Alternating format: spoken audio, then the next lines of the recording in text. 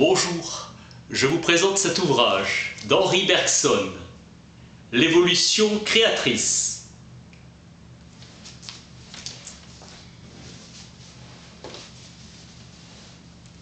« 1939.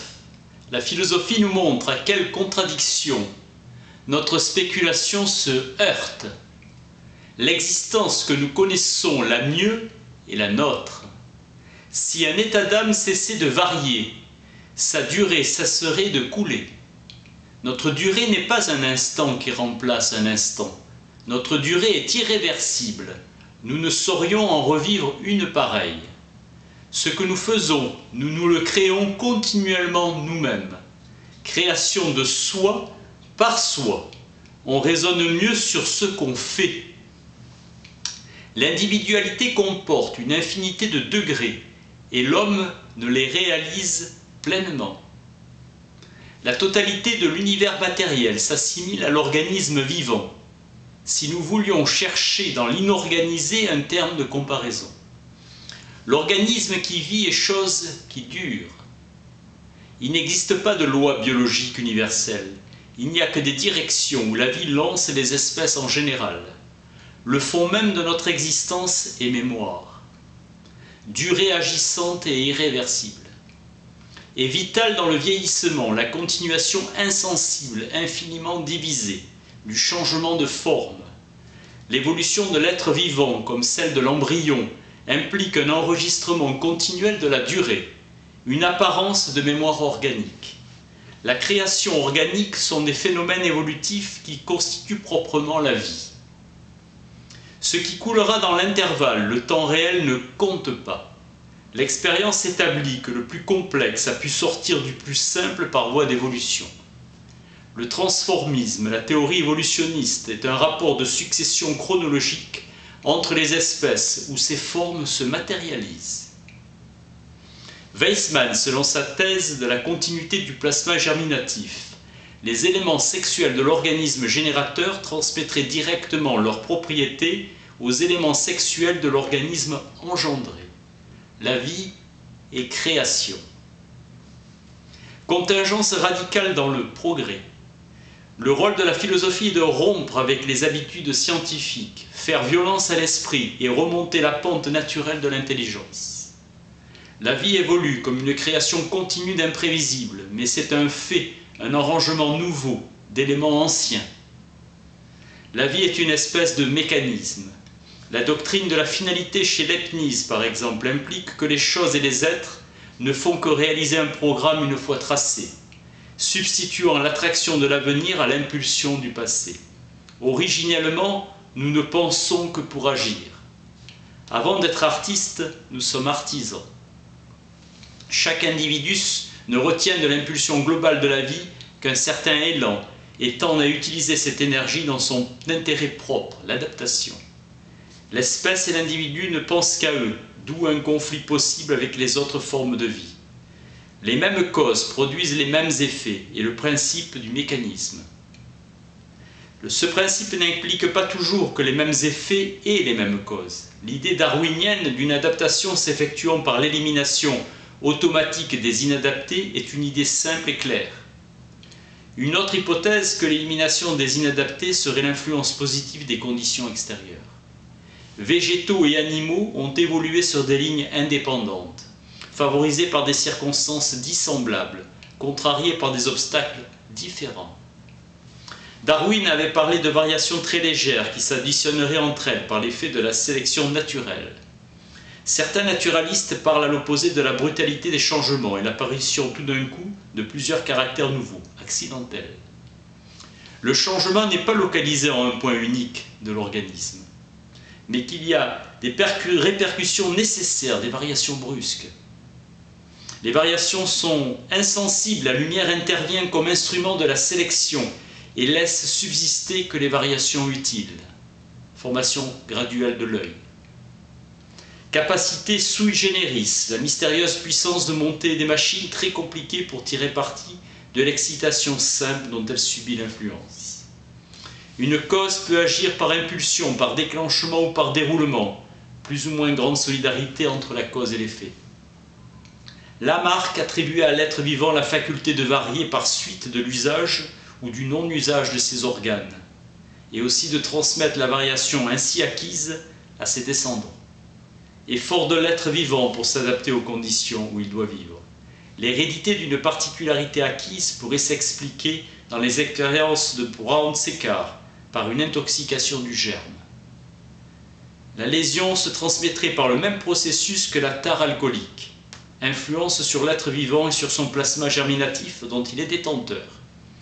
Les néo-darwiniens sont en voie d'admettre que les périodes de mutation sont déterminées et enseignent que les causes essentielles de variation sont les différences inhérentes aux germes dont l'individu est porteur.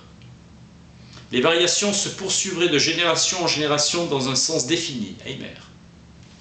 Élan originel de la vie, passant d'une génération de germes à la génération suivante, formant le trait d'union. Construction graduelle de la machine sous l'influence des circonstances extérieures. Le développement d'embryons procède par dissociation et dédoublement et non par association et addition d'éléments. Contraste entre la complication à l'infini de l'organe et la simplicité extrême de la fonction. L'œil avec sa merveilleuse complexité de structure et l'acte simple de la vision, mosaïque de cellules, merveilleux, représenté comme un assemblage. L'œuvre fabriquée dessine la forme du travail des fabrications. Les bifurcations ont été nombreuses, beaucoup d'impasses, et une seule route mène le long des vertébrés jusqu'à l'homme, le grand souffle de la vie. L'adaptation explique les sinuosités du mouvement évolutif, inventive. L'évolution n'est pas seulement un mouvement en avant, mais un piétinement sur place, une déviation ou un retour en arrière. Le progrès est par rapport à l'impulsion première. Les portes de l'avenir restent grandes ouvertes. Nous ne visons pas, comme le naturaliste, à retrouver l'ordre de succession des diverses espèces, mais à définir les directions principales de leurs évolutions. Le système nerveux est né d'une division du travail. Il ne crée pas la fonction, il apporte à un plus haut niveau d'intensité. Le végétal fabrique directement des substances organiques avec des substances minérales. Les premiers organismes vivants ont oscillé entre la forme végétale et la forme animale. Le même élan qu'a porté l'animal à se donner des nerfs et des centres nerveux a dû aboutir dans la plante à la fonction chlorophyllienne. Les plantes peuvent retrouver la faculté de se mouvoir et certains animaux, dans des circonstances exceptionnelles, se replacer dans les conditions de la vie végétative. Marion von Leyden a fait l'expérience de chenilles sous l'influence de la lumière fixant le carbone de l'acide carbonique contenu dans l'atmosphère. Le système sensorimoteur d'un organisme supérieur répare, nettoie, protège et lui donne de l'énergie pour se mouvoir. L'intelligence et l'instinct s'opposent et se complètent. Origine commune, toute intelligence réelle est pénétrée d'instinct. Le renard sait fort bien qu'un piège est un piège. C'est une inférence. La vie sociale de l'homme gravite autour de l'utilisation d'instruments artificiels. Pour l'animal, c'est son corps qui l'utilise comme instrument. L'instinct achevé est une faculté d'utiliser et même de construire des instruments organisés. L'intelligence achevée est la faculté de fabriquer et d'employer des instruments inorganisés. L'intelligence, dans ce qu'elle a d'inné, est la connaissance d'une forme. L'instinct implique celle d'une matière. L'instinct est la connaissance d'une chose, mais l'intelligence est la faculté de fabriquer des instruments artificiels et inorganisés. Notre logique est l'ensemble des règles qu'il faut suivre dans la manipulation des symboles. L'intelligence transforme la matière en instrument d'action, c'est-à-dire au sens étymologique du mot, en organe. Chaque pièce nouvelle exige sous peine de tout gâter un remaniement complet de l'ensemble. La sélection naturelle éliminant tout ce qui n'est pas viable. Pour Faraday, une chose est véritablement là où elle agit et que tous les atomes s'entrepénètrent et que chacun d'eux remplit le monde. Dans le monde du physicien comme du géomètre, le temps ne compte pas, l'induction l'implique. Mesurer est une opération toute humaine. La nature n'a pas songé à cette superposition. De là l'idée d'un ordre général de la nature, planant à la fois sur la vie et sur la matière. L'ordre vital est essentiellement création. La vie dans son ensemble est une évolution, une transformation incessante, et les vivants en sont dépositaires. Toute œuvre humaine qui renferme une part d'invention, tout acte volontaire qui renferme une part de liberté, tout mouvement d'un organisme qui manifeste de la spontanéité, apporte quelque chose de nouveau dans le monde. La complexité croissante de l'organisme tient théoriquement à la nécessité de compliquer le système nerveux. Nombreux sont les cas où la nature paraît hésiter entre les deux formes et se demander si elle continuera une société ou un individu. Un être vivant est un centre d'action. Pour l'animal, l'invention n'est jamais qu'une variation sur le thème de la routine.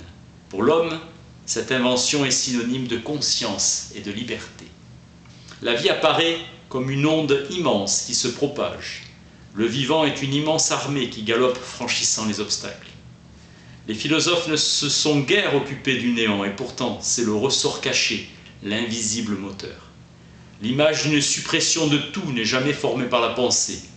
Penser l'objet A inexistant, c'est penser l'objet d'abord, et par conséquent le penser existant, puis penser qu'une autre réalité avec laquelle il est incompatible, le supplante. Pour l'esprit, il n'y a pas de vide, pas de néant, même relatif ou partiel. Notre perception s'arrange pour solidifier en image discontinue la continuité fluide du réel. La principale découverte de Galilée fut une loi qui reliait l'espace parcouru par un corps qui tombe au temps occupé par la chute. Pour les anciens, la géométrie était une science purement statique, semblable aux idées platoniciennes. Mais l'essence de la géométrie cartésienne fut de considérer toute courbe plane comme décrite par le mouvement d'un point sur une droite mobile qui se déplace, parallèlement à elle-même, le long de l'axe des abscisses, substituer une équation à une figure. La science moderne prend le temps pour variable indépendante. Le temps a juste autant de réalité que le mouvement passé, présent et à venir. Descartes croit au libre arbitre de l'homme. Il superpose au déterminisme des phénomènes physiques, l'indéterminisme des actions humaines, durée où il y a invention, création, succession vraie. Cette durée, il adosse à Dieu qui renouvelle sans cesse l'acte créateur, l'immanence. Descartes parle du mouvement, même spatial, comme d'un absolu. Chez Spinoza, les deux termes pensée et étendue sont placés au même rang. Ce sont deux attributs d'une même substance qu'il faut appeler Dieu. Le philosophe doit aller plus loin que le savant. Il verra le monde en devenir. L'évolution apparaît la détermination progressive de la matérialité et de l'intellectualité par la consolidation graduelle de l'une et de l'autre. C'est dans le mouvement évolutif qu'on s'insère. Telle est la fonction de la philosophie. Ce n'est pas seulement le retour de l'esprit à lui-même, la coïncidence de la conscience humaine avec le principe vivant d'où elle émane, mais une prise de contact avec l'effort créateur. Elle est l'approfondissement du devenir, le vrai prolongement de la science, vérité constatée ou démontrée. Henri Bergson, l'évolution créatrice. Merci.